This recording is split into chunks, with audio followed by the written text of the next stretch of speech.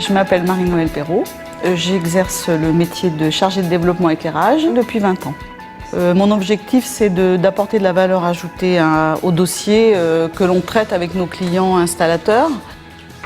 J'ai vu, il y en a pour 45 000 €. C'est-à-dire de leur donner des conseils techniques et esthétiques qui font qu'eux vont mieux vendre leurs solutions et par conséquent, nous aussi. Alors, une journée de travail, en général, moi, je passe à mon bureau, je prends mes rendez-vous pour le début de la semaine. J'ai automatiquement des appels de clients pour aller voir des chantiers, donc je me déplace sur le chantier avec l'installateur. On travaille aussi avec des architectes.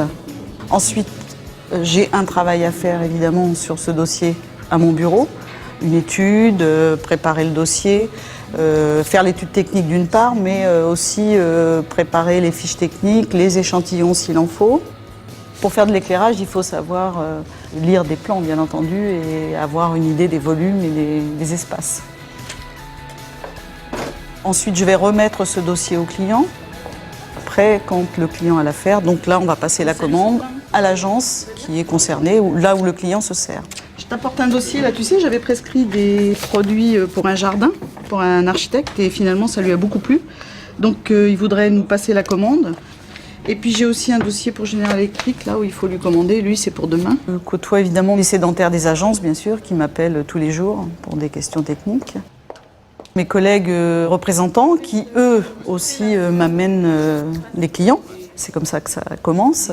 Ensuite, j'ai des collègues aussi qui sont chargés de développement dans d'autres domaines. Et les fabricants également, hein, parce qu'on croise quand même beaucoup les fabricants. Dans nos métiers, on a besoin d'eux, c'est indispensable. Parce que quand je vais sur mon chantier, il va falloir que je dise, bah, tiens, je prends l'applique de tel, le produit de tel autre, etc. pour avoir un ensemble cohérent. La lumière, c'est quelque chose de très subjectif. Tout l'art de ce métier, c'est quand même d'arriver à faire dire au client ce qu'il veut. Quand il s'agit du calcul de niveau d'éclairement sur un plateau de bureau, il n'y a aucun souci, parce que là, on fait un calcul réel.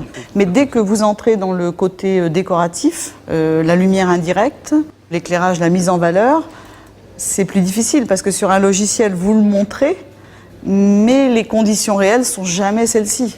Et surtout qu'on travaille sur des lieux qui ne sont pas dans l'état où ils vont être au final. Pour être un bon chargé de développement éclairage, il va falloir avoir un peu d'imagination. Il faut avoir aussi peut-être une culture générale un peu sur les choses qu'on va avoir à éclairer. Si ce sont des monuments historiques, si ce sont des églises, si c'est un restaurant, si c'est un plateau de bureau, on ne fait pas tout à fait la même chose. Moi, c'est un métier qui me passionne. Je pense qu'il est en plus plein d'avenir, parce que la lumière, aujourd'hui, il n'y a pas un monument qui n'est pas éclairé dans le monde entier, dans tous les pays. Vous pouvez même aller travailler à New York, vous pouvez aller travailler, c'est quand même passionnant ça, pour un jeune qui voudrait évoluer.